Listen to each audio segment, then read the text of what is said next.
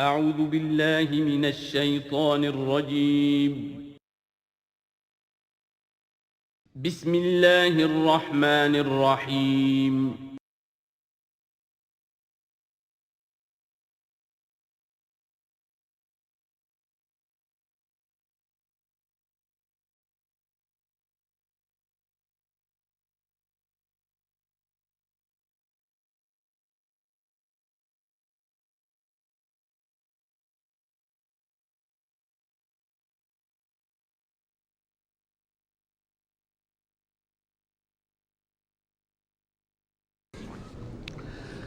اعوذ باللہ من الشیطان الرجیم بسم اللہ الرحمن الرحیم اقرأ بسم ربک الذی خلق خلق الانسان من علق اقرأ وربک الاکرم الذی علم بالقلم علم الانسان ما لم يعلم صدق اللہ العظیم رب اشرح لی صدری ویسر لی امری واحلل عقدۃ من لسانی یفقہوا قولی۔ اس سے پہلے کئی مرتبہ یہ عرض کیا جا چکا ہے کہ حضور پر جو پہلی وحی آئی تقریباً اجماع ہے اس پر کہ وہ یہ 5 آیات ہیں سورہ علق کی۔ آپ کی عمر شریف جب 40 برس کے لگ بھگ ہوئی، حضرت عائشہ صدیقہ رضی اللہ تعالی عنہا کی ایک روایت میں یہ ساری چیزیں موجود ہیں، تو خلوت گزرنی محبوب ہو گئی، غور و فکر کا غلبہ ہو گیا۔ پھر آپ غار حرا میں جا کر کئی راتیں کئی دن قیام فرما ہوتے تھے، اور شارحین حدیث کا اس پر اجماع ہے کہ وہاں آپ کیا کرتے تھے؟ کان صفت و تعبدہ فی غار حرا تفکر والاعتبار، غور و فکر، سوچ بچار۔ اسی میں پھر ایک دن فرشتہ آیا ہے۔ فرشتے کا آنا اور فرشتہ کیا لے کر آیا جس پر کہ اس نے یہ کہا اقرا، پڑھو، وہ ذرا بات ہے کہ جو ذرا پیچیدہ ہے، سمجھنے کی ہے، وہ عرض کروں گا آپ سے۔ روایت یہ ہے کہ فرشتے نے کہا اقرا، تو حضور نے فرمایا ما انا بقاری۔ فرشتے نے اپنے ساتھ بھیچا لگا کر سینے کے ساتھ، پھر چھوڑ دیا، کہا کہو اقرا۔ حضور نے پھر کہا میں ما انا بقاری، تیسری مرتبہ پھر کیا، 3 مرتبہ کرنے کے بعد پھر یہ اقرا بسم ربک الذی خلق۔ تو اس میں میرے نزدیک وہ روایت صحیح ہے کہ یہ جو پہلی وحی آئی ہے یہ ما بین النوم والیقظہ، جبکہ آپ نیم بیداری اور نیم خوابیدگی کی کیفیت میں تھے، اور فرشتہ اس وقت ایک تختی پر لکھی ہوئی یہ آیات لے کر آیا تھا۔ ورنہ ظاہر بات ہے کہ آدمی پڑھا ہوا نہ ہو تب بھی اسی کی اپنی زبان میں کہا جا رہا ہو کہ یوں کہو، تو وہ تو کہنا مشکل نہیں تھا۔ 40 برس کی عمر تھی آپ کی، کوئی آپ بچے تو نہیں تھے، کوئی شے تھی کہ جس کو پڑھنا تھا۔ وہ جو پڑھنا ہے تو وہ اصل میں یہ اس عالم میں کہ جس کو آپ کہیں گے ما بین النوم والیقظہ، بیداری اور خواب کے بین کی کوئی کیفیت تھی جس میں کہ فرشتہ آیا ہے اور اپنی اصل ملکی شکل میں آیا ہے۔ اس لیے کہ پھر اس نے جب وہ بھی کوئی چیز لکھی ہوئی لایا ہے، روایتوں میں آتا ہے سونے کی تختی تھی جس پر یہ آیات لکھی ہوئی تھیں، تو اس پر آپ نے کہا ما انا بقاری، میں تو پڑھا ہوا نہیں ہوں۔ اب بات اس کے ساتھ مطابقت رکھتی ہوئی ہے، لیکن پھر جو سینے کے ساتھ بھیچا ہے 3 مرتبہ، تو اس سے گویا کہ آپ کے اندر وہ استعداد پیدا ہو گئی، پھر آپ نے اس کو پڑھا۔ اور یہ میں یاد دلاتا ہوں کہ میں نے جب کہا تھا کہ جب دوسری وحی فترت کے بعد آئی ہے سورہ مدثر کی، تو حضور نے جب دیکھا تھا کہ اب یہ افق اعلیٰ پر یا افق مبین پر حضرت جبرائیل نظر آئے، کیسے پہچان لیا؟ وہی فرشتہ جو غار حرا میں آیا تھا، تو وہاں بھی وہ اپنی اصل ملکی شکل میں تھے، لیکن وہاں جو رویت حضور کو حاصل ہوئی تھی وہ پوری بیداری کی حالت کی نہیں تھی، ما بین النوم والیقظہ، یعنی کچھ نیم خوابی اور نیم بیداری کی کیفیت تھی، لیکن دیکھ لیا تھا حضرت جبرائیل کو ان کی اصل ملکی شکل میں اس وقت۔ لہذا پھر جب وہ پہاڑ سے اترتے ہوئے یا محمد کی صدا آئی، اور پھر آپ نے 2 مرتبہ تو ادھر ادھر دیکھا، کوئی نظر نہیں آیا، تو آپ کو کچھ خوف سا بھی طاری ہوا۔ پھر اچانک نگاہ اٹھی تو دیکھا کہ وہی فرشتہ کہ وہی کہ جو غار حرا میں آیا تھا، اس طرح ہے کہ آسمان زمین کے مابین افق پر، اور اس طرح سے ہے کہ پورا افق بھر گیا۔ تو یہ ہے اس کا پس منظر۔ اقرا بسم ربک الذی خلق، پڑھو اپنے اس رب کے نام سے جس نے پیدا کیا۔ خلق الانسان من علق، انسان کو پیدا کیا اس نے اس جونک کی طرح کی چیز سے کہ جو رحم مادر میں چمٹ گئی تھی۔ اقرا وربک الاکرم، پڑھو اور تمہارا رب بہت کریم ہے، بہت کریم ہے، بہت مہربان ہے۔ الذی علم بالقلم، جس نے کہ تعلیم دی ہے قلم کے ساتھ۔ عام انسانی تعلیم قلم کے ذریعے سے ہے، حضور کے لیے قلم کے درجے میں فرشتہ ہے، فرشتے کے ذریعے سے حضور کو سکھایا گیا ہے۔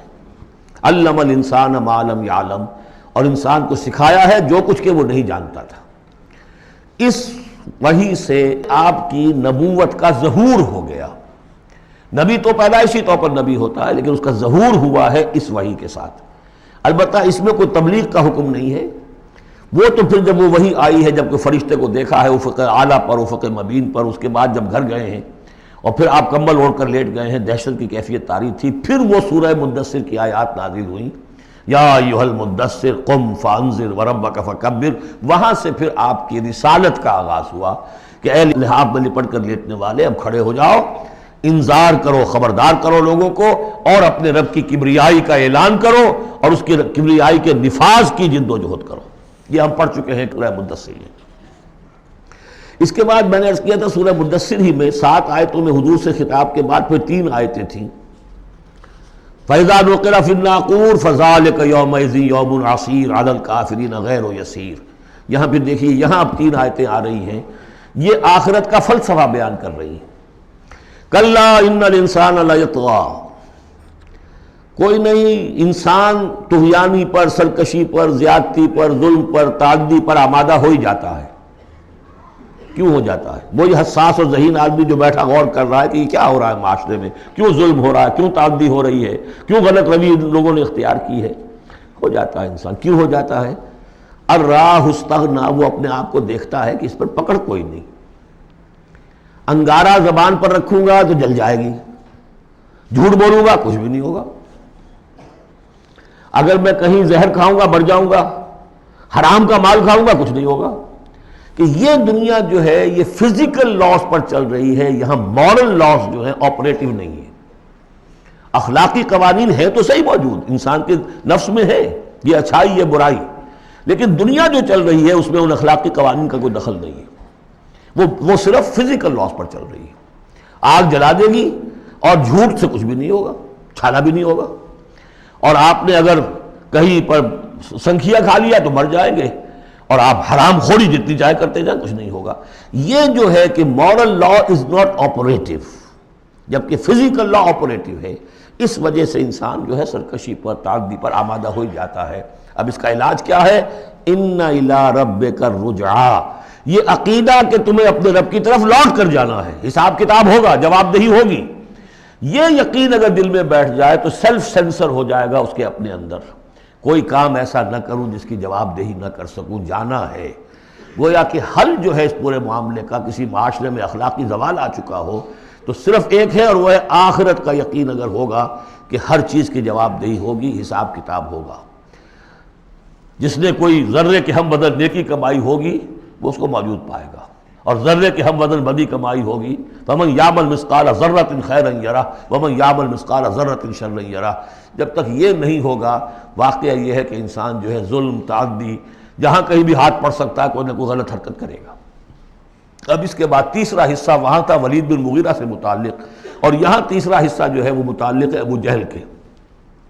ارایت الذی ینہا، کیا تم نے دیکھا اس شخص کو کہ جو روکتا ہے، عبدا اذا صلی، ہمارے ایک بندے کو جبکہ وہ نماز پڑھتا ہے۔ یہ کچھ ظلم اور زیادتی ہوئی ہے 2 مختلف مراحل پر۔ 2 واقعات تو ہمیں ایسے ملتے ہیں کہ حضور کو نماز سے روکا گیا اور آپ کو ایذا پہنچائی گئی اور کوئی غیر معمولی واقعہ نہیں ہوا۔ ایک مرتبہ حضور صلی اللہ علیہ وسلم سجدے میں تھے تو بیٹھے ہوئے تھے دور پہ کچھ وہ ابو جہل اور اس کے ساتھی، انہوں نے کہا کہ کوئی ہے ذرا جو فلاں جگہ پر اونٹ ذبح ہوا، اس کی اوجڑی پڑی ہوئی ہے، وہ اوجڑی لا کے محمد کی گردن پہ رکھ دو جب یہ سجدے میں جائے۔ تو حضور سجدے میں گئے تو وہ اوجڑی لا کے، اونٹ کی اوجڑی بری ہوئی وہ لا کے رکھ دی، تو آپ سر نہیں اٹھا پا رہے تھے۔ پھر حضرت فاطمہ کو معلوم ہوا ہے، وہ آئی ہیں دوڑتی ہوئی، پھر انہوں نے وہاں سے اس کو ہٹایا ہے، اور تو اس وقت ایک زیادتی یہ کی گئی، اس وقت کوئی غیر معمولی واقعہ نہیں ہوا، یعنی کہیں اللہ تعالیٰ نے پکڑا نہیں اسے۔ ایک موقع پر یہ ہے کہ حضور نماز پڑھ رہے تھے تو وہ آیا، اس نے آپ کی گردن کے اندر چادر ڈال کر اس کا ایک پھندا سا بنا کے کھینچا کہ آپ کی آنکھیں ابل پڑی۔ لیکن تیسرا واقعہ آتا ہے کہ ایک موقع پر حضور صلی اللہ علیہ وسلم نماز پڑھ رہے تھے تو اس نے ڈانٹا اور کہا کہ محمد میں نے تمہیں منع کیا مت نماز یہاں پڑھا کیا کرو، اور وہ پھر آگے بڑھا کوئی اقدام کرنے کے لیے پھر پیچھے ہٹ گیا۔ لوگوں نے کہا کیا ہوا؟ تو کہا کہ مجھے اپنے اور محمد کے درمیان ایک کھائی نظر آئی جس میں کوئی پروں والی مخلوق تھی اور وہ میری تکہ بوٹی کرنے کو تیار تھی. اس سے خوف کھا کر وہ پیچھے ہٹ گیا. تو مجھے جہاں تک محسوس ہوتا ہے وہ یہ ہے کہ جب تک تو حضور کو ابو طالب کی پروٹیکشن حاصل تھی اس وقت تک کا معاملہ تو پہلے دو واقعات ہیں. لیکن پھر جب آپ آئے ہیں اور طائف سے واپس آئے ہیں اور اللہ تعالیٰ کی طرف سے خصوصی پروٹیکشن آپ کو ملی ہے، اس کے بعد کا واقعہ وہ ہے کہ جس کا کہ یہاں تذکرہ ہو رہا ہے. ارأیت الذی ینہا، کیا تم نے دیکھا اس شخص کو جو روکتا ہے عبدن ہمارے ایک بندے کو اذا صلی، جبکہ وہ نماز پڑھتا ہے. ارأیت ان کان علی الہدی، کیا تم نے غور کیا اگر وہ شخص ہوتا ہدایت پر، یہی ابو جہل ہدایت کے راستے پر کاربند ہوتا. او ہمارا بالتقوی، یہ ہمت والا آدمی ہے، جرت والا آدمی ہے، بخیل نہیں تھا. اس نے یہی کہا تھا کہ بنی ہاشم نے اگر لوگوں کو غریبوں کو کھانے کھلائے ہم نے ان سے بڑھ کر کھلائے، ابھی تک تو ہم کندھے سے کندھا ملا کر آ رہے. وہ بخیل نہیں تھا، پھر جری تھا، بہادر تھا، میدان جنگ میں گیا ہے، لیڈ کیا ہے لشکر کو اپنے. اور جب گردن کاٹنے لگے تھے تو کہتا تھا نیچے سے کاٹنا تاکہ نیزے کے اوپر چڑھاؤ گے تو معلوم ہو کہ اونچی گردن ہے کسی سردار کی گردن ہے. تو یہ چیزیں اس کے اندر تھیں، مرد میدان تھا. لیکن یہ ہے کہ وہ جو صدق بالحسنی والے معاملے پہ آ کے مار کھا گئے. لیکن یہ کہ اگر یہی شخص ایمان لے آیا ہوتا، ہدایت پر ہوتا، تقویٰ کی تعلیم دیتا، تو آپ سمجھیے پھر کیا ہوتا. گویا کہ ایک اور عمر فاروق مل گیا ہوتا اس امت کو. بالکل ان کی شخصیتوں کے اندر بڑا پیرلل انداز ہے. حضرت عمر بھی لڑنے بھڑنے والے آدمی، کشتیاں کرنے والے آدمی، ادھر سے جا رہے ہیں اس کو دھکا دے رہے ہیں، اس مزاج کے آدمی تھے. لیکن یہ کہ بہرحال ان میں وہ چیز موجود تھی کہ بخل نہیں اور بزدلی نہیں. ان دو چیزوں کے بعد جو ہے پھر یہ کہ تصدیق بالحسنی کے لیے اللہ تعالیٰ نے ایک راستہ کھول دیا ان کے لیے، تو ان کے وہ عمر فاروق بن گئے. اس لیے کہ دعا کی تھی محمد رسول اللہ نے. ارأیت ان کذب وتولی، کیا تم نے سوچا کہ اس نے جو جھٹلایا ہے اور منہ موڑ لیا ہے، الم یعلم بان اللہ یری، کیا یہ جانتا نہیں کہ اللہ دیکھ رہا ہے. کلا لئن لم ینتہ، ہرگز نہیں اگر یہ باز نہ آیا، لنصفا بالناصیہ، ہم گھسیٹیں گے اس کی چوٹی کے بال پکڑ کر. ناصیۃ کاذبۃ خاطئہ، یہ پیشانی کہ جو خطا کار ہے، جھوٹی ہے. فلیدعو نادیہ، تو بلا لے وہ اپنی پارٹی کے لوگوں کو، بلا لے اپنی مجلس کے لوگوں کو، ہم نشینوں کو. سندعو الزبانیہ، ہم بلا لیں گے جہنم کے فرشتوں کو. کلا لا تطعہ واسجد واقترب، اے نبی آپ اس کی بات نہ مانیے، آپ سجدہ کیجئے اور اللہ سے قریب ہو جائیے. بسم اللہ الرحمن الرحیم. انا انزلناہ فی لیلۃ القدر، یہ دیکھیے ربط بڑا عمدہ چلا آ رہا ہے. پہلی وحی کے فوراً بعد ہم نے اتارا ہے اس کو لیلۃ القدر میں. وما ادراک ما لیلۃ القدر، کیا تم جانتے ہو کیا ہے لیلۃ القدر. لیلۃ القدر خیر من الف شہر، وہ لیلۃ القدر 100 مہینوں سے بہتر ہے. تنزل الملائکۃ والروح، وہاں ہم پڑھ چکے ہیں تفصیل سے کہ یہ اینول بجٹ سیشن ہے اللہ تعالیٰ کا اس دنیا کے نظام کے لیے. ہر سال میں جو کچھ ہونا ہوتا ہے اس کے فیصلے ہو جاتے ہیں. فیہا یفرق کل امر حکیم، اس شب میں سب فیصلے ہو جاتے ہیں اگلے سال کیا کچھ ہونا ہے، اور وہ فرشتوں کے حوالے کر دیے جاتے ہیں. ایشو ہو گئے آرڈر، اب ان کی ہے امپلیمنٹیشن. یدبر الامر من السماء الى الارض ثم یعرج الیہ، فرشتے جو ہیں امپلیمنٹ کرتے ہیں ان احکام کو اور پھر وہ رپورٹیں جو ہے واپس پہنچتی ہیں. تو اسی رات میں قرآن مجید کے نزول کا آغاز ہوا. تنزل الملائکۃ والروح فیہا باذن ربہم، اس رات میں اترتے ہیں فرشتے بھی، اور الروح روح الامین، روح القدس، وہ کہ چونکہ ان کا ذکر عام طور پہ علیحدہ اس لیے کیا جاتا ہے جو اب 2 دفعہ پڑھ چکے ہیں. علمہ شدید القویٰ ذو مرۃ فاستویٰ، تو ان کی خاص شان ہے فرشتوں میں کہ مطاع ہیں، مطاع ثم امین، ان کے سردار کی حیثیت رکھتے ہیں.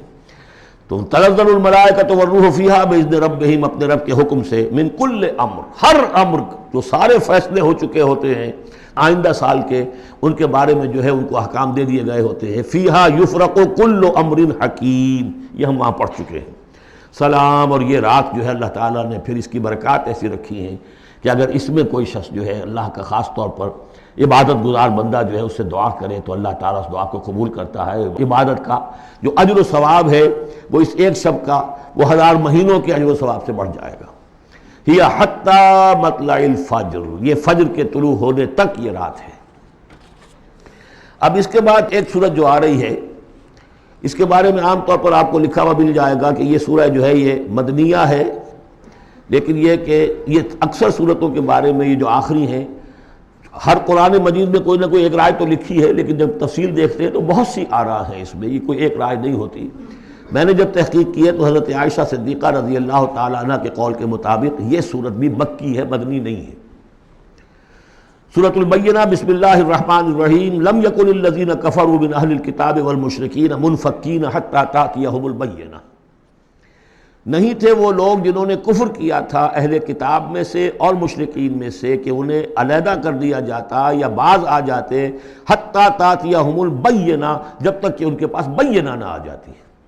ظاہر بات ہے کہ وہ گمراہی میں مبتلا تھے، کوئی بین چیز آئے، کوئی واضح چیز آئے جس سے کہ ان کو محسوس ہو جائے، شعور ہو جائے کہ ہم گمراہی پر ہیں۔ اور یا اس کا مفہوم یہ ہے کہ جب تک بین ان کے اوپر بات نہ آ جائے اس وقت تک انہیں کاٹا نہیں جا سکتا، انہیں اپنے سے علیحدہ نہیں کیا جا سکتا۔ منفک جو ہے یہ دونوں طریقے سے معنی دے گا۔ اب قابل غور کیا بات ہے، وہ بینہ کیا ہے؟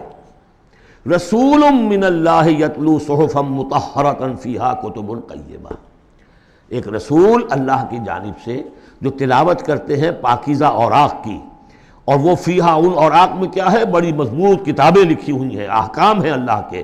کتاب کا لفظ خاص طور پر میں بتاتا آیا ہوں آپ کو کہ یہ احکام شریعت کے لیے آتا ہے۔ فیہا کتب قیمہ، یہ ہے وہ چیز کہ جب اللہ کا رسول اللہ کی کتاب لے کر آ جائے تو یہ بینہ اب ہو گئی، اب بات واضح ہو گئی، اب کسی شک و شبے کی گنجائش نہیں رہی۔ یہی سورہ طلاق میں ہم نے پڑھا تھا ذکرہ، قد انزلنا الیکم ذکرا رسولا یتلو علیکم آیاتہ، تو یہ جو ہے رسول جب تلاوت کرتا ہے، گویا کہ رسول اور کتاب مل کر بینہ بنے، اللہ کی کتاب اس کا معلم رسول مل کر بینہ بنے۔ اس اعتبار سے بینہ اور ذکرہ کی جو تعبیر ہوئی ہے اور اس کی ڈیفینیشن جو ہوئی ہے سورہ بینہ میں اور سورہ طلاق میں، وہ بہت اہم ہے۔ اب فرمایا وما تفرق الذین اوتوا الکتاب الا من بعد ما جاءتهم البینہ، یہ جن لوگوں کو کتاب دی گئی تھی انہوں نے جو پہلے بھی تفرقہ کیا ہے آپس میں، یہ جو بٹ گئے، یہ کوئی نصارہ بن گئے، کوئی یہودی بن گئے، پھر نصارہ میں نہ معلوم کتنے فرقے ہوئے اور یہودیوں میں کتنے فرقے ہوئے، یہ سارا تفرقہ ہوا کب؟ الا من بعد ما جاءتهم البینہ، مگر یہ کہ ان کے پاس بینہ آ چکی تھی، گویا کہ اس کے اب جرم کے وہ پورے طور پر اس کی سزا کے سزاوار ہو چکے۔ وما امروا، یہ آیت اس اعتبار سے بہت اہم ہے کہ دین کا پھر وہی خلاصہ جو ہم نے پڑھا تھا بہت ہی شد و بد کے ساتھ سورہ زمر میں، وہ پھر آ گیا۔ وما امروا الا لیعبدوا اللہ مخلصین لہ الدین حنفاء، اور انہیں حکم نہیں ہوا تھا مگر اس بات کا کہ بندگی کریں، پرستش کریں اللہ کی، لیکن اس کے لیے اپنی اطاعت کو خالص کرتے ہوئے۔ یہ نہیں کہ نماز تو اللہ کی پڑھ رہے ہیں لیکن یہ کہ اور کام اپنے نفس کی مرضی کے مطابق کر رہے ہیں، وہاں اللہ کے حکم کو ٹھکرا دیا ہے۔ کاروبار جو کر رہے ہیں وہ اور طریقوں سے کر رہے ہیں جو حرام ہے، یہ تو پھر بندگی نہ ہوئی۔ یہ تو وہ بات ہو گئی افتؤمنون ببعض الکتاب وتکفرون ببعض، کیا تم ہماری کتاب اور شریعت کے ایک حصے کو مانتے ہو اور ایک کو رد کر دیتے ہو؟ فما جزاء من یفعل ذلک منکم الا خزی فی الحیاۃ الدنیا، تو جو کوئی بھی تم میں سے یہ رویہ اختیار کرے گا اس کی کوئی سزا اس کے سوا نہیں ہے کہ دنیا میں ذلیل و خوار کر دیے جائیں، ویوم القیامۃ یردون الی اشد العذاب، اور قیامت کے دن بدترین عذاب میں جھونک دیے جائیں۔ دنیا کی رسوائی تو آج ہمارے ماتھے پر لکھی ہوئی ہے۔ 1.5 ارب انسان، 1.25 ارب تو کم سے کم ہے، 120-130 کروڑ سے کم نہیں آج مسلمان، عزت نام کی کوئی شے نہیں۔ عالمی معاملات میں وی ہیو نو سے، کسٹمی پرست کے بھیا کیس تھی، ہماری پالیسیاں کہیں اور بنتی ہیں، کہیں اور سے ہمارے بجٹ کے لیے انسٹرکشن کہیں اور سے آتی ہیں، اور تو اور بات ہے۔ تو وما امروا الا لیعبدوا اللہ مخلصین لہ الدین حنفاء، یکسو ہو کر پوری زندگی اللہ کے قانون کے تحت ہوگی تو پھر عبادت قبول ہوگی، ورنہ یہ جو ہے کہ کچھ اللہ کو دو اور کچھ قیصر والا قیصر کو دو، خدا والا خدا کو دو، یہ اسلام میں قابل قبول نہیں۔ اب اس کے بعد فرمایا وَيُقِيمُ الصَّلَاةَ وَيُؤْتُوا الزَّكَاةَ، اس کے علاوہ وہ نماز قائم کریں، زکوٰۃ ادا کریں۔ بندگی اور شے ہو گئی، نماز اور زکوٰۃ علیحدہ شے ہو گئی۔ بندگی تو اطاعت ہے، زندگی آمد برائے بندگی، زندگی بے بندگی شرمندگی۔ اس بندگی کے تقاضوں کو پورا کرنے کے لیے نماز دی گئی آپ کو، تاکہ آپ یاد تو کرتے رہیں، اللہ کو یاد تو کرتے رہیں، تاکہ وہ جو عہد کیا ایاک نعبد و ایاک نستعین دن میں 5 مرتبہ تازہ ہو جائے۔ اس کو حفیظ نے کہا ہے کہ سرکشی نے کر دیے دھندلے نقوش بندگی، آؤ سجدے میں گریں، لوح جبین تازہ کریں۔ یہ جو ہے اس کے اوپر دھندلے ہو گئے نقوش بندگی. نماز پڑھو تاکہ یہ بندگی کا نقش پھر اور چمک اٹھے. ایاک نعبد و ایاک نستعین کتنی مرتبہ دہراؤ گے سورہ فاتحہ کو ہر نماز میں تو تم اپنے عہد کو تازہ کر رہے ہو. اور زکوٰۃ دو. وذالک الدین القیمہ یہی ہے سیدھا دین، ہمیشہ کا دین. ان الذین کفروا من اہل الکتاب والمشرکین بے شک وہ لوگ جنہوں نے کفر کی روش اختیار کی، خواہ وہ اہل کتاب میں سے تھے یہود اور نصارہ، والمشرکین خواہ وہ مشرکین میں سے تھے، فی نار جہنم خالدین فیہا وہ ہوں گے جہنم کی آگ میں، اس میں ہمیشہ ہمیش رہیں گے. اولئک ہم شر البریہ یہ یقیناً بدترین خلائق ہے. ان الذین آمنوا وعملوا الصالحات اس کے برعکس وہ لوگ جو ایمان لائے جنہوں نے نیک عمل کیے، اولئک ہم خیر البریہ یہ بہترین خلائق ہے. اللہم ربنا اجعلنا منہم اللہ تعالی ہمیں ان میں شامل ہونے کی توفیق عطا فرمائے. جزاؤہم عند ربہم جنات عدن تجری من تحتہا الانہار خالدین فیہا ابدا ان کا بدلہ ہوگا ان کے رب کے پاس وہ باغات، رہنے والے باغات، ریزیڈینشل گارڈنز جن کے دامن میں ندیاں بہتی ہوں گی اور جس میں وہ رہیں گے ہمیشہ ہمیش ہمیشہ ہمیش. یہ مقام اور ایک سورہ تغابن جو ہم نے پڑھی تھی اس وقت میں نے وہ بات کا تذکرہ نہیں کیا تھا. دو مقامات قرآن مجید کے ایسے ہیں جہاں جو سائملٹینیس کنٹراسٹ ہے وہ یہ ہے کہ جہنم کے لیے صرف خالدین فیہا آیا ہے اور جنت کے لیے خالدین فیہا ابدا، تو یقیناً کوئی نہ کوئی فرق ہے. ویسے جہنم کے لیے بھی قرآن میں دوسرے مقامات پر ابدا بھی آیا ہے اور پھر سارا کچھ، لیکن جہاں کنٹراسٹ آ جائے جو فوری ہو، تو یہ جو سائملٹینیس کنٹراسٹ کے حوالے سے چنانچہ اسی بنیاد پر امت کے دو بڑی عظیم شخصیتوں کی رائے یہ ہے کہ جہنم ابدی نہیں ہے، ایک وقت میں آ کے کھوکھلی ہو جائے گی، ختم ہو جائے گی. یا تو وہ جہنمی وہ ہوں گے کہ جن میں خیر کا سرے سے کوئی ایلیمنٹ ہی نہیں، انہیں جلا کر راکھ کر دیا جائے گا، معدوم ہو جائیں گے جیسے حیوانات معدوم ہو جائیں گے. اور اگر کوئی خیر کا ایلیمنٹ ہے تو جیسے بھٹی میں چڑھا کر دھو کر کپڑا نکال لیا جاتا ہے، ایسے ہی وہ ان کی روح جو ہے وہ نکال لی جائے گی اور وہ پھر جنت میں پہنچ جائیں گے. لیکن یہ عام اہل سنت کا عقیدہ نہیں ہے. لیکن یہ ہے کہ دو افراد ہیں جو بہت عظیم ہیں. ایک تو یہ کہ جو یوں سمجھیے کہ شیخ اکبر کہلاتے ہیں، صوفیہ میں بہت چوٹی کی شخصیت، محی الدین ابن عربی. دوسرے وہ شخص کہ جو ہر اعتبار سے محی الدین ابن عربی سے بہت شدید اختلاف کرتے ہیں، بہت شدید اختلاف، امام ابن تیمیہ. اور جو یوں سمجھیے کہ سلفی جو المسلک جو لوگ بھی ہیں دنیا میں، ان کے نزدیک سب سے بڑے امام جو ہے، سب سے بڑے عالم وہ امام ابن تیمیہ ہے رحمۃ اللہ علیہ، ان کی رائے بھی یہی ہے. تو دو عظیم اشخاص کا اس پر متفق ہو جانا، متفق گردید رائے بو علی بارائے من، تو یہ وہ یقیناً جو ہے اس قابل تھا کہ میں آپ کو اس کا تذکرہ ذکر بتا دوں. رضی اللہ عنہم یہ لوگ جو ہیں وہ لوگ کہ ان الذین آمنوا وعملوا الصالحات اولئک هم خیر البریہ جزاؤہم عند ربہم جنات عدن تجری من تحتہا الانہار خالدین فیہا ابدا رضی اللہ عنہم ورضوا عنہ. اللہ تعالیٰ ان سے راضی ہو گیا اور وہ اس سے راضی ہو جائیں گے. جب جائیں گے وہاں تو اللہ تعالیٰ وہ کچھ دے گا کہ راضی ہو جائیں گے.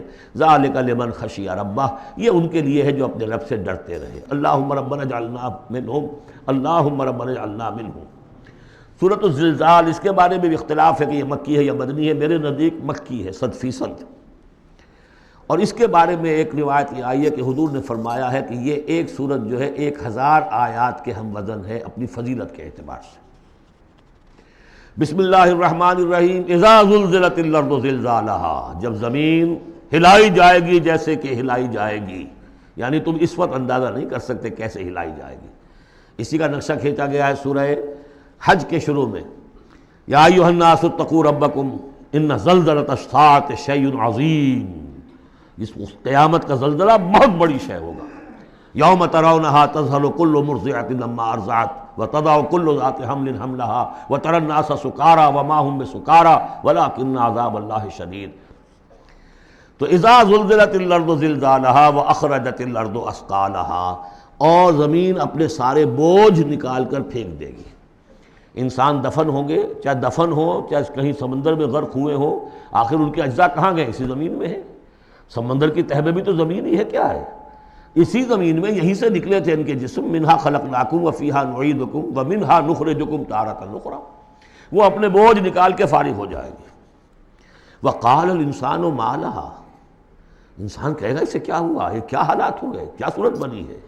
یومئذ تحدث اخبارہا اس دن یہ زمین اپنی خبریں سنائے گی بھی کہ یہ حضرت انسان میری پیٹھ پر سوار ہو کر کیا حرکتیں کرتا رہا ہے اس کی خبر بھی دے گی. جیسے کہ فرمایا گیا سورہ حامیم سجدہ میں، ہمارے اپنے ہاتھ ہمارے خلاف گواہی دیں گے، ہمارے اپنے پاؤں ہمارے خلاف گواہی دیں گے، ہماری اپنی جلدیں اور کھالیں ہمارے خلاف گواہی دیں گی، اور ہم کہیں گے گھبرا کر کہ لما شہدتم علینا، تم نے ہمارے خلاف کیوں گواہی دی، تم تو ہمارے عضو ہو. اور وہ کہیں گے انطقنا اللہ الذی انطق کل شیء، آج ہمیں بھی اللہ نے زبان دے دی جس نے سب کو زبان دی تھی. تو یہ زمین بھی اپنے احوال سنائے گی. بِأَنَّ رَبَّكَ أَوْحَىٰ لَهَا، یہ اس لیے کہ اس کے رب نے اسے حکم دیا ہوگا، اس کی وحی اسے آ گئی ہوگی. یومئذ یصدر الناس اشتاتا، یہ اشتاتا وہی لفظ آ گیا شتا.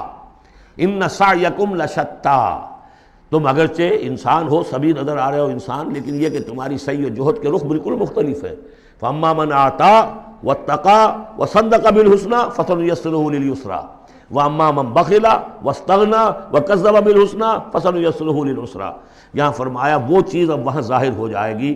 یومئذ یصدر الناس اشتاتا، لوگ علیحدہ علیحدہ ہو جائیں گے. لیروا اعمالهم، تاکہ انہیں ان کے اعمال دکھا دیے جائیں. یہ اعمال نامہ ہے، کوئی ایک ہی بٹن دبے گا کسی اس بڑے جوائنٹ کمپیوٹر کا جو اللہ نے رکھا ہوا ہے اپنے ہاں، وہ آپ کی پوری فلم اور آپ کا ایک ایک لفظ جو ہے موجود ہے. فَمَنْ يَعْمَلْ مِثْقَالَ ذَرَّةٍ خَيْرًا يَرَهُ، تو جس کسی نے ذرے کے ہم وزن بھی کوئی نیکی کمائی ہوگی وہ اسے اپنے سامنے موجود پائے گا. وَمَنْ يَعْمَلْ مِثْقَالَ ذَرَّةٍ شَرًّا يَرَهُ، اور جس کسی نے نیکی بدی کی ہوگی ذرے کے ہم وزن وہ سامنے. اب ذرہ کسے کہتے تھے عربی زبان میں؟ آپ نے شاید کبھی دیکھا ہو کہ یہ چیونٹیاں ہوتی ہیں، ان چیونٹیوں کے بھی انڈے ہوتے ہیں، ان انڈوں سے جو بچہ نکلتا ہے وہ ذر کہلاتا ہے.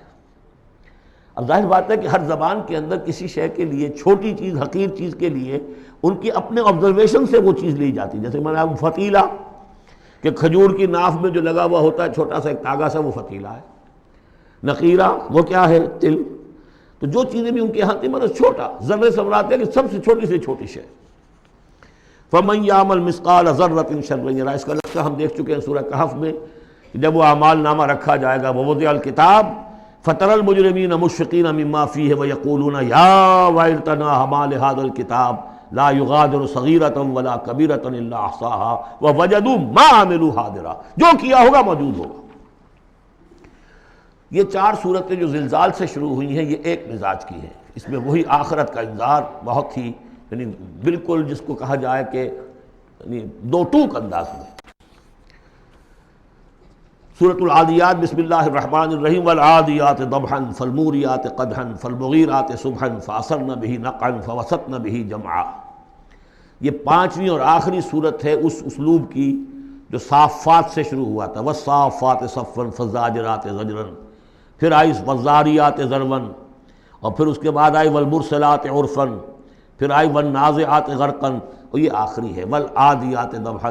اور ان قسموں کے بارے میں بھی اجماع ہے، ان کے معنی میں کوئی اختلاف نہیں ہے. وہ گھوڑے کے جو دوڑتے ہیں ہانپتے ہوئے، قسم ہے ان گھوڑوں کی، یا گواہ ہیں وہ گھوڑے جو دوڑتے ہیں ہانپتے ہوئے. فالموریات قدحا، پھر وہ اپنے سموں سے چنگاریاں نکال رہے ہوتے ہیں. جب وہ کسی پتھر کے ساتھ ٹکراتے ہیں تو چنگاری نکلتی ہے. فالموریات قدحا فالمغیرات صبحا، اور پھر وہ الصبح in the small hours of the morning جا کر غارت گری کرتے ہیں. یہ عربوں کا جو کلچر تھا، ان کی جو تہذیب تھی، لوٹ مار، اور لوٹ مار کے لیے ان کا وقت مقرر تھا small hours of the morning, جبکہ بہت سکون سے لوگ سوئے ہوئے ہیں، ٹھنڈی ٹھنڈی ہوا چل رہی ہوتی ہے، بہت ہی مریض کو ساری رات بھی اگر نیند نہ آئی ہو تو اس وقت آ جاتی ہے. وہ وقت ایسا ہوتا ہے. اس میں جاتے تھے وہ برق رفتاری کے ساتھ گھوڑوں پر جا کر لوٹ مار کیا، قتل کیا، اور پھر بھاگے وہاں سے. یہ ان کا عام جو ہے کلچر ہے. لیکن اس میں استعمال کون ہو رہا ہے؟ گھوڑا. اچھا یہ گھوڑا جو ہے پھر ان کی جنگوں میں بھی استعمال ہوتا تھا، جبکہ آمنے سامنے جنگیں ہیں، وہ جنگوں کے اندر جاتا تھا، حالانکہ اس کی تو کسی سے لڑائی نہیں ہے، وہ صرف اپنے مالک کی وفاداری کر رہا ہے، جو اسے کچھ کھلا دیتا ہے، کوئی دانہ ڈالتا ہے، کوئی کبھی اس کے جو ہے وہ مالش کر دیتا ہے، اس کا اتنا وفادار ہے کہ فرمایا فالمغیرات صبحا فاثرن به نقعا، اور پھر جا کر وہ گرد اٹھاتا ہوا دوڑ کر جاتا ہے فوسطن به جمعا، اور جمعیت کے اندر گھس جاتا ہے. آپ کو معلوم پچھلی زمانوں میں کیا ہوتا تھا؟ لے کر نیزہ اور یا کوئی اور شے جو ہے وہ سوار گھوڑے کو لے کر دوڑا ہے، کس میں؟ دشمن کے اندر صفوں میں گھس رہا ہے، اور تیر آ رہا ہے، گھوڑا مر رہا ہے، ہوتا ہے، تلوار لگی ہے، گھوڑا مر گیا ہے. تو گھوڑا یہ رزق کیوں لے رہا ہے؟ یہ ہے اصل میں اس صورت کی جو اصل مرکزی بات ہے، محض یہ بات، انسان جو اس کا مالک ہے اس کا خالق نہیں ہے، صرف یہ ہے کہ اسے دانہ ڈالتا ہے، اسے گھر پہ باندھتا ہے، اس کی سیوا کرتا ہے۔ اس صرف دانہ دینے اور سیوا کرنے پر اس کے اندر اتنی وفاداری ہے کہ وہ اپنے مالک کی ذرا سی ایڑ کی تھوڑی سی اس کا اشارہ ہوتا ہے اور ہوا کی طرح بات کرتا ہے، جہاں اس کو حکم ہوتا ہے وہ دوڑتا ہے، اپنی جان جوکھوں میں ڈالتا ہے۔ اب فرمایا ان الانسان لربہ لکنود، لیکن یہ انسان اپنے رب کا بڑا ناشکرا ہے۔ وہ جو کھلاتا ہے، پلاتا ہے، رزق دیتا ہے، جو خالق ہے، یہ وفاداری اللہ کے لیے انسان میں نہیں۔ کتے کی وفاداریاں دیکھو، گھوڑوں کی وفاداریاں دیکھو، ان میں کتنی وفاداری ہوتی ہے۔ والعادیات ضبحا فالموریات قدحا فالمغیرات صبحا فاثرن بہ نقعا فوسطن بہ جمعا ان الانسان لربہ لکنود۔ کنٹراسٹ، ایک اس کا طرز عمل ہے، ایک اس انسان کا طرز عمل ہے۔ وَإِنَّهُ عَلَىٰ ذَلِكَ لَشَهِيدٌ بَلِ الْإِنسَانُ عَلَىٰ نَفْسِهِ بَصِيرًا، سورہ قیامہ میں جو ہم نے پڑھا ہے اسے خود بھی معلوم ہے کہ میں ناشکری کر رہا ہوں۔ وَإِنَّهُ لِحُبِّ الْخَيْرِ لَشَدِيدٌ، لیکن یہ مال اور دولت کی محبت میں بہت شدید ہو جاتا ہے، مال اور محبت کی دولت کی وجہ سے حرام حلال کی تمیز ہٹا دیتا ہے، حالانکہ اس کا نفس ملامت کرتا ہے۔ لا اقسم بیوم القیامہ ولا اقسم بالنفس اللوامہ، وہ اللہ تعالیٰ کی نشانیوں میں سے ایک نشانی ہے انسان کے اپنے اندر۔ افلا یعلم اذا بعثر ما فی القبور، تو کیا اسے یہ معلوم نہیں ہے کہ جب زمین میں جو کچھ ہے، قبروں میں جو کچھ ہے، تلپٹ کر دیا جائے گا، انہیں نکال لیا جائے گا، وحصل ما فی الصدور، اور جو کچھ ان کی سینوں میں چھپا ہوا ہے وہ بھی نکال لیا جائے گا۔ ان ربہم بہم یومئذ لخبیر، یقیناً اس دن ان کا رب ان سے پوری ان کی باتیں جو ہیں ان سے باخبر ہوگا، ان کی خبر لے لے گا اور ان سے حساب کتاب لے لے گا۔ اللہم ربنا حاسبنا حسابا یسیرا، ان صورتوں کے آخر میں یہ دعا، اللہ تعالی ہم سے آسان حساب لیجو۔ سورۃ القارعہ، یہ وہ انداز ہے الحاقہ ملحاقہ والا۔ بسم اللہ الرحمن الرحیم، القارعہ ملقارعہ وما ادراک ملقارعہ، وہ کھڑکھڑانے والی، وہ کیا ہے وہ کھڑکھڑانے والی؟ قرع کہتے ہیں دروازے پر آ کر زور زور سے کوئی مکے مار رہا ہے دروازہ کھلوانے کے لیے، کسی نے سنا نہیں ہے مار رہا ہے، قرع یہ ہے۔ القارعہ، جب وہ آئے گی قیامت تو گویا کہ اس پوری دنیا کو کھڑکھڑائے گی۔ ملقارعہ وما ادراک ملقارعہ، یوم یکون الناس کالفراش المبثوث، جس دن انسان ایسے ہوں گے جیسے پتنگے ہوتے ہیں بکھرے ہوئے۔ وتکون الجبال کالعہن المنفوش، اور پہاڑ ایسے ہو جائیں گے جیسے روئی یا اون ہو دھنکی ہوئی۔ فاما من ثقلت موازینہ، تو پھر جن لوگوں کے نیکیوں کے پلڑے بھاری ہوں گے۔ اصل میں دو شکلیں ہیں میزان کی، ایک میزان ہوتی ہے ترازو جس کے دو پلڑے ہیں، ایک ہے سپرنگ بیلنس، وہ ایک ہی پلڑا ہے اس کے اندر، تو وہ تو اس کے اندر جو بھی سپرنگ ہے وہ بتاتا ہے کہ یہ اس کا وزن کتنا ہے۔ تو دو رائے ہیں، ایک تو یہ ہے کہ موازین سے مراد یہ کہ صرف نیکی کا وزن کیا جائے گا اور دیکھا جائے گا وہ ریکویزٹ لیول تک ہے یا نہیں، تو اس کی جو موزون ہے نیکیوں کے موازین، وہ اگر بھاری ہے ایک معیار ہوگا، اور معیار بھی ہوگا ہر شخص کا انڈیویجول، لا نکلف اللہ نفسا الا وسعہا۔ اگر اس کے اپنے شاکلہ، اس کے اپنے جینز، اس کے اپنے جو بھی ماحول کے اثرات تھے، ان سب کی رعایت کرنے کے باوجود ایک مطلوبہ مقدار تک نیکی کا عنصر نکل آیا، فَأَمَّا مَنْ ثَقُلَتْ مَوَازِينُهُ فَهُوَ فِي عِيشَةٍ رَاضِيَةٍ، وہ ہوگا بڑے عیش کی زندگی میں جس میں اس کے لیے رضا ہی رضا ہے، راضی رہے گا، ہمیشہ جو ہے اس کی زندگی جو ہے خوشی پر ہوگی، خرم۔ وَأَمَّا مَنْ خَفَّتْ مَوَازِينُهُ، جس کے وہ نیکیوں کے پلڑے جو ہے ہلکے ہوئے، فَأُمُّهُ هَاوِيَةٌ، تو اس کا ٹھکانہ ہے ایک گڑھا۔ وَمَا أَدْرَاكَ مَا هِيَ، اور جانتے وہ گڑھا کیا ہے؟ نارٌ حامیہ، آگ ہے دہکتی ہوئی۔ اللہم اجرنا من النار یا مجیرو یا مجیرو یا مجیر۔ سورۃ التکاثر، بسم اللہ الرحمن الرحیم۔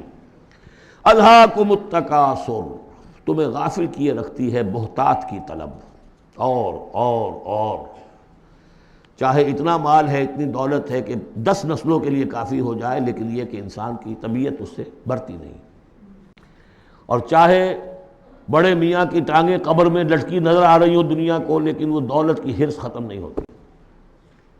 الہاکم التکاثر، تمہیں یہ کثرت اور یہ غافل کیے رکھتی ہے۔ حتیٰ زرتم المقابر، یہاں تک کہ تم قبروں تک پہنچ جاتے ہو، اس وقت تک یہ بات ختم نہیں ہوتی۔ یعنی یہ ہوس جو ہے انسان میں، دولت کی لالچ اور دولت کی محبت، اس کو بھرتی ہے تو قبر کی مٹی سے وہ بھری جاتی ہے، کسی اور مقدار سے دنیا میں یہ ہوس نہیں بھرتی۔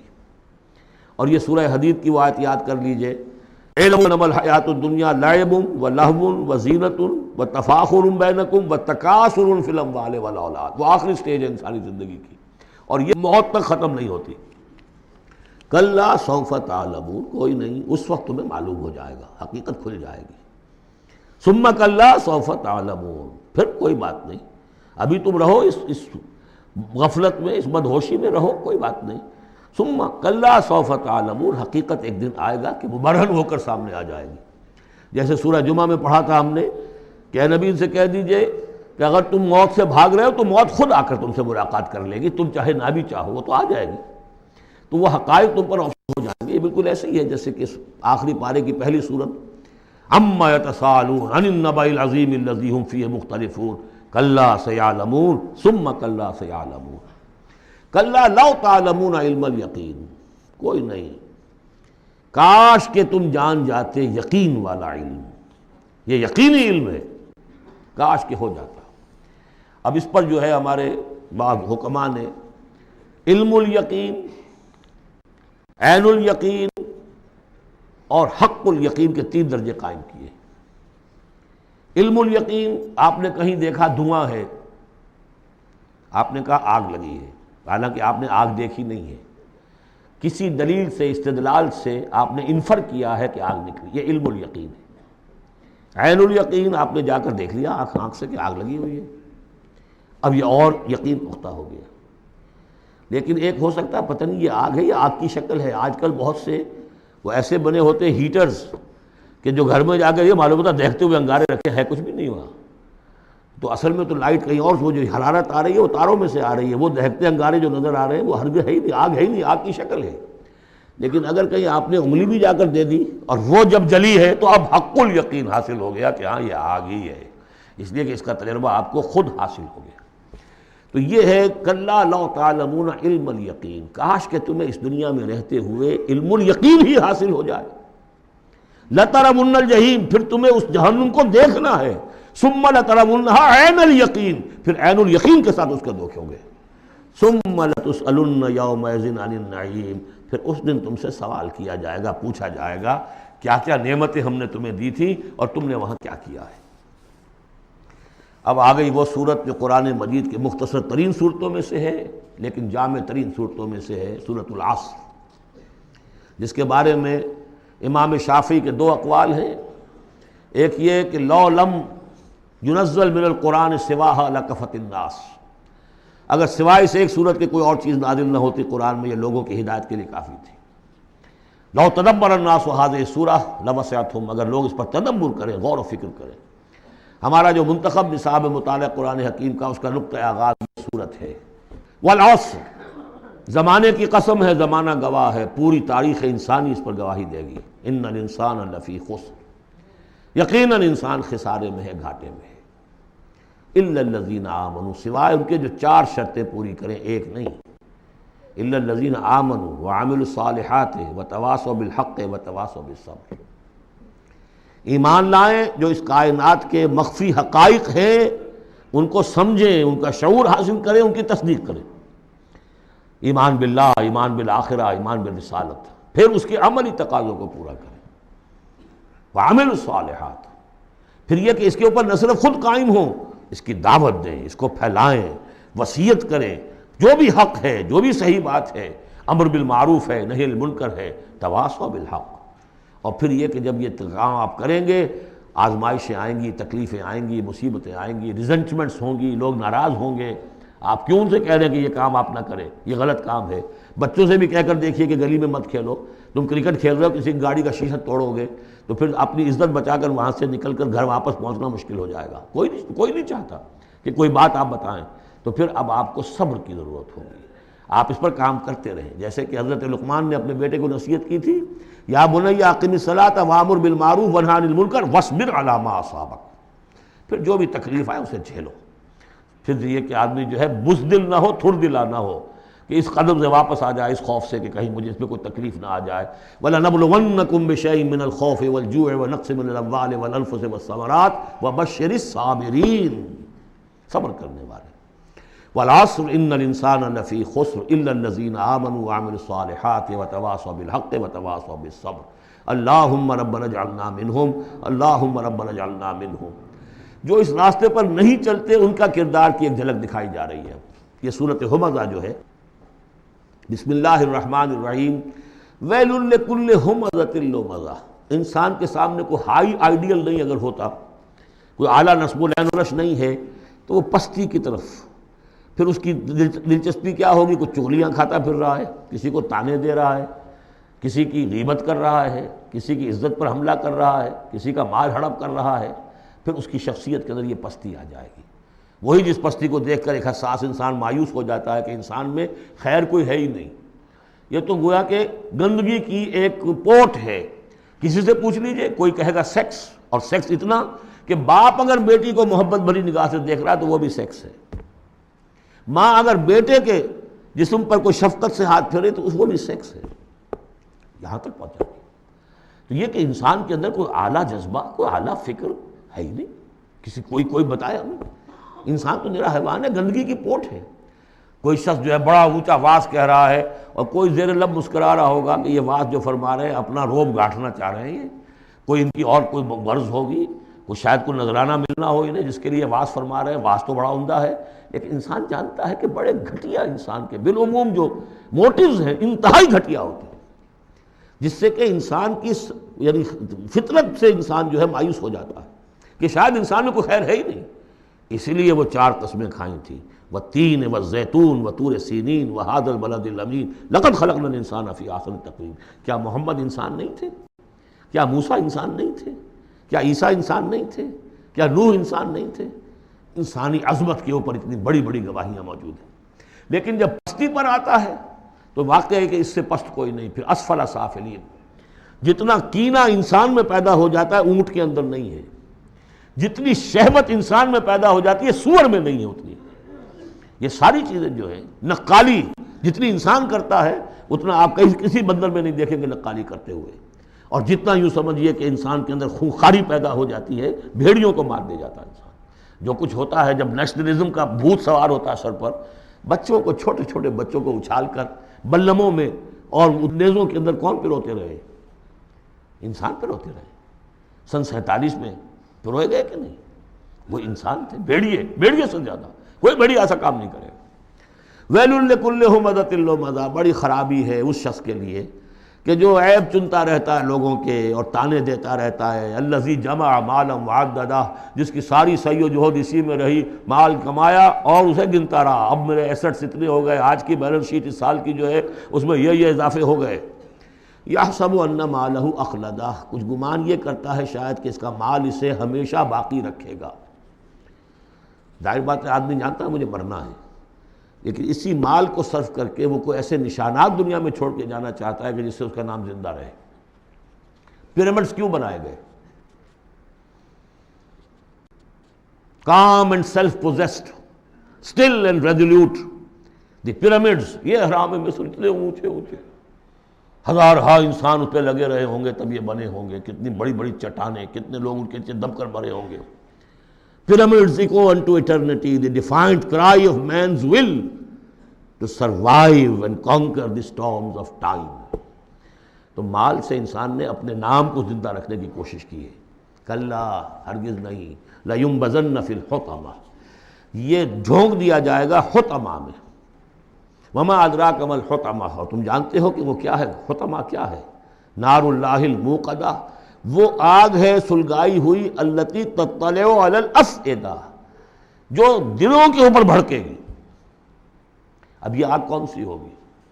ایک تو ہمارے زمانے میں ایک صاحب تھے، اگرچہ وہ کوئی عالم دین تو نہیں تھے، انگریزوں کی فوج میں رہے تھے تو کچھ انہوں نے چیزیں پڑھی تھیں، وہ اس حطمہ کو ایٹم سے تعبیر کرتے ہیں، اور ایٹم کا جو ہوتی ہے، جو آپ کو معلوم ہے کہ پھر اس سے جو پھیلتی ہے اس کی، چاہے وہ براہ راست آگ نہیں ہوتی، وہ اس کا فال آؤٹ جو ہے وہ یقیناً جو ہے کہ جو چیر کے انسان کے وجود پہ چلا جاتا ہے اندر۔ یہ چیزیں ہیں کون کون سی آگیں ہیں؟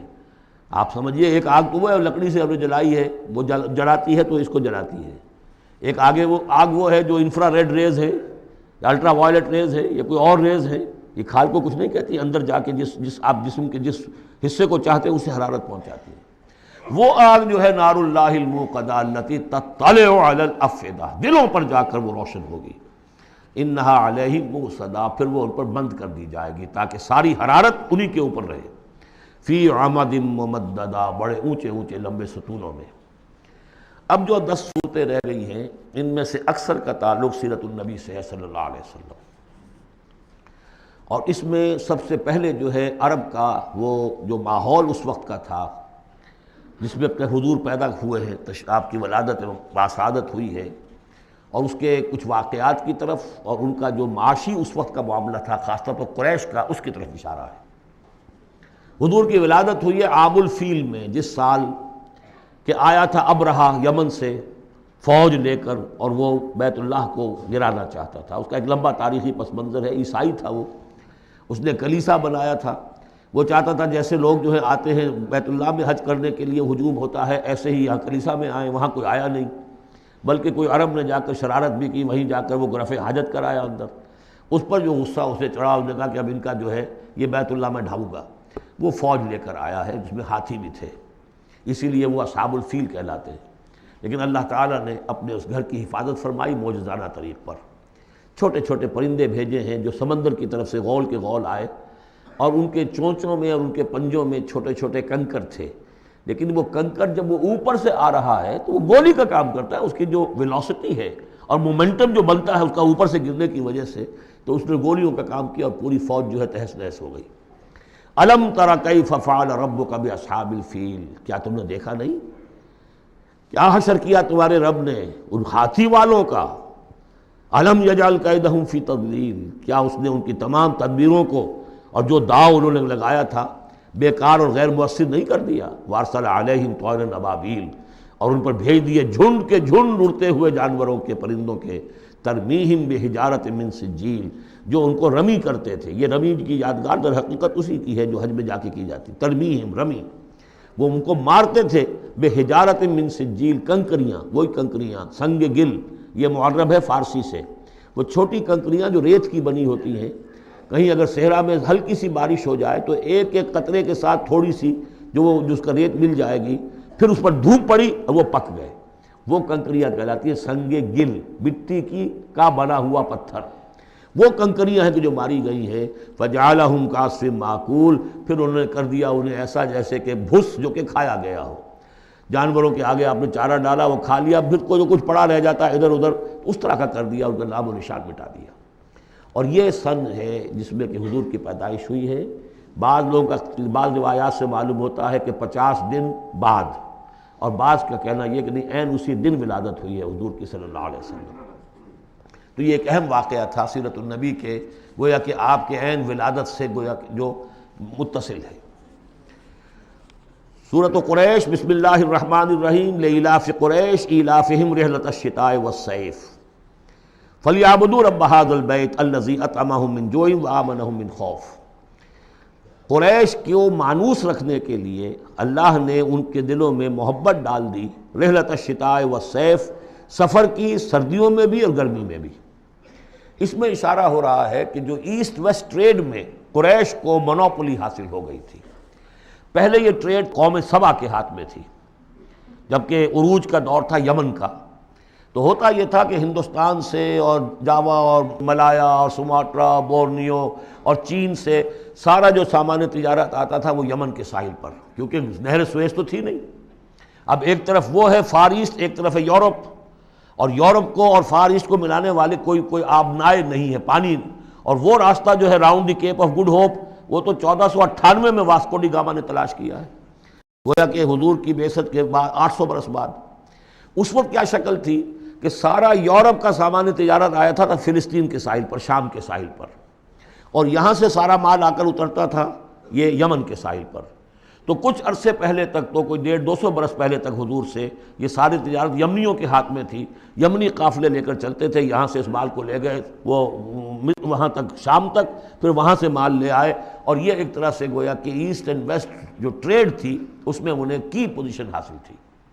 پھر جب سیل العرم آیا ہے، ان پر سیلاب آیا ہے، وہ تباہ و برباد ہو گئے، تو پھر یہی ایسٹ ویسٹ ٹریڈ جو ہے یہ قریش کے ہاتھ میں آ گئی، اور ان کو خاص طور پر پروٹیکشن یہ حاصل تھی کہ چونکہ یہ خانہ کعبہ کے متولی تھے اور وہاں تمام قبیلوں کے بت رکھے ہوئے تھے، گویا کہ سب کے خدا ہاسٹیج تھے ان کے پاس، لہذا ان کے قافلے پر کوئی حملہ نہیں کر سکتا تھا، کسی اور کا قافلہ بچ کے جا نہیں سکتا، اس قافلے کو لوٹتے تھے بدو، اور اس کو یہ ہے کوئی حفاظت نہیں ہوتی تھی، لیکن قریش کا قافلہ بدو دور رہتے تھے کہ یہ تو خانہ کعبہ کے متولی ہیں، اور اگر ہم نے ان کا قافلہ لوٹا یہ ہمارا بت اٹھا کے پھینک دیں گے باہر وہ خانہ کعبہ سے، اس لیے انہیں اس خانہ کعبہ کی وجہ سے وہ پوزیشن حاصل ہوئی کہ انہیں تونگری اور دولت مندی حاصل ہو گئی، اور پھر یہ ایسا کرتے تھے، سردیوں کے زمانے میں یہ اپنا چکر لگاتے تھے یمن کا، اور گرمیوں کے زمانے میں جاتے تھے شام کی طرف، فلسطین کی طرف، چونکہ وہ گرم علاقہ ہے تو وہ سردیوں میں، اور یہ چونکہ زیادہ ٹھنڈا علاقہ تھا وہ گرمیوں میں۔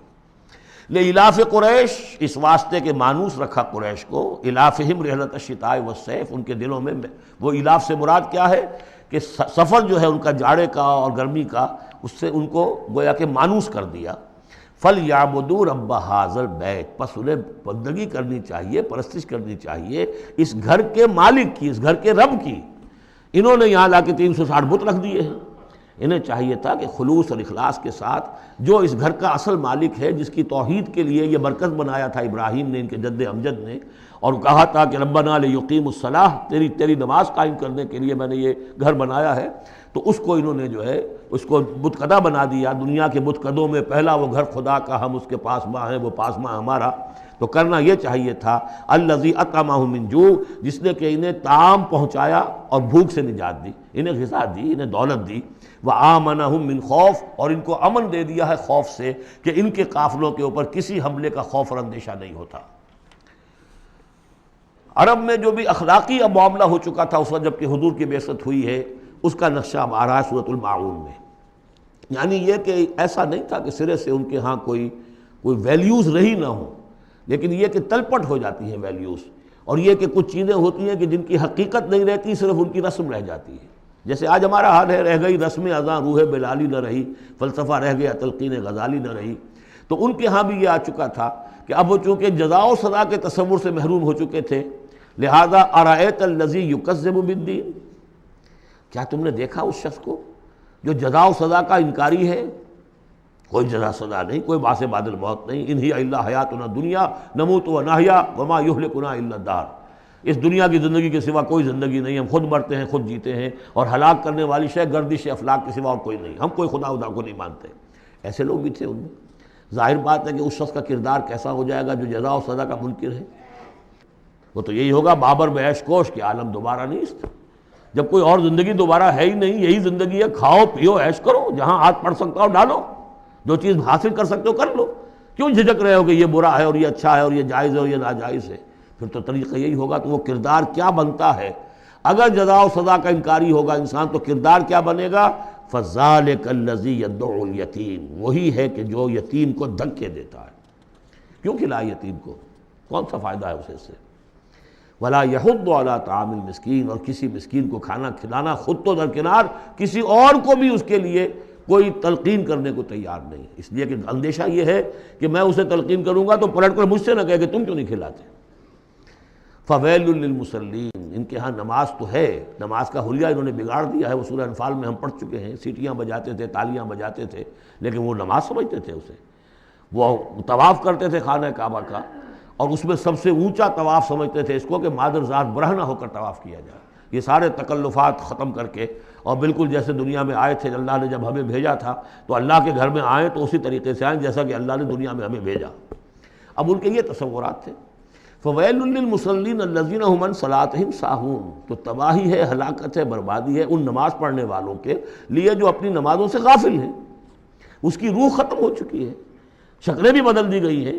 ہمارے ہاں اللہ کا شکر ہے اس امت میں شکل نہیں بدلی ہے، صلو کما رأیتمونی اصلی، اللہ کا فضل ہے، اس طرح کی بدعات وہاں ہمارے ہاں نہیں ہے، لیکن یہ ہے کہ روح جو ہے، روح نماز، حضور قلب، آدمی نماز پڑھ رہا ہو تو احساس ہو کہ میں کس کے سامنے کھڑا ہوں، اور پھر جو کہہ رہا ہو اس کو سمجھ رہا ہو، اور خلوص و اخلاص سے کہہ رہا ہو ایاک نعبد و ایاک نستعین، پھر اس پر عمل کرتا ہو، وہ کہاں کتنے ہیں؟ ایک رسم ہے، رہ گئی رسم اذاں روح بلالی نہ رہی، فلسفہ رہ گیا تلقین غزالی نہ رہی، نماز و روزہ و قربانی و حج یہ سب باقی ہیں، تو باقی نہیں ہے۔ الذین هم عن صلاتهم ساہون الذین هم یراؤون، اور اگر کوئی نیکی کا کام کرتے ہیں تو دکھاوے کے لیے، تاکہ اس سے کچھ شہرت ملے، بڑا بہت سخی آدمی ہے۔ وَيَمْنَعُونَ الْمَاعُونَ، لیکن ان کی شخصیت کے اندر پستی کا عالم یہاں تک آ گیا ہے کہ عام استعمال کی چیزیں بھی مانگے تانگے نہیں دیتے۔ عرب میں بھی رواج تھا بھئی کہیں سے کسی کے چولہے میں سے کوئی انگاری لے آؤ تاکہ ہم آگ روشن کر لیں، نمک ہے کسی سے مطلوب ہے تو اس کا کوئی جھجک نہیں ہوتی تھی، نمک دے دیا جاتا تھا، لیکن وہ لوگ ان چیزوں میں بھی آ کر شقی ہو جاتا ہے۔ سورۃ الکوثر، اس پس منظر میں محمد الرسول اللہ کا ظہور ہو رہا ہے۔ یہ تین صورتیں جو ہیں اس نے پس منظر رکھا، ایک نے تاریخی، ایک نے ان کا معاشی اور اقتصادی، ایک نے ان کی اخلاقی اور مذہبی حیثیت۔ سورۃ الفیل وہ تاریخی واقعہ جو ہے، ظاہر بات ہے بہت بڑا واقعہ، اس کا بڑا چرچا ہوا ہوگا حضور کی بعثت کے ساتھ متعلق، لیکن دوسری طرف بیت اللہ اور اس کی وجہ سے قریش کو اس کے متولی ہونے کی وجہ سے جو امن حاصل تھا اور جو انہیں اللہ کی طرف سے روزی پہنچ رہی تھی، تیسرے ان کی اخلاقی پستی جس حد کو پہنچ گئی تھی، اس میں جب ظہور ہو رہا ہے محمد الرسول اللہ کی نبوت کا، یہ سورۃ الکوثر، بسم اللہ الرحمن الرحیم، انا اعطیناک الکوثر فصل لربک وانحر ان شانئک ھو الابتر۔ اے نبی ہم نے آپ کو خیر کثیر عطا کیا۔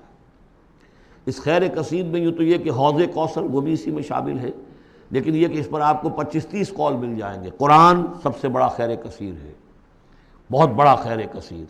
حکمت، وَمَن یُؤْتَ الْحِکْمَةَ فَقَدْ أُوتِیَ خَیْرًا کَثِیرًا، جس کو حکمت اور دانائی دے دی گئی اس کو تو خیر کثیر دے دیا گیا۔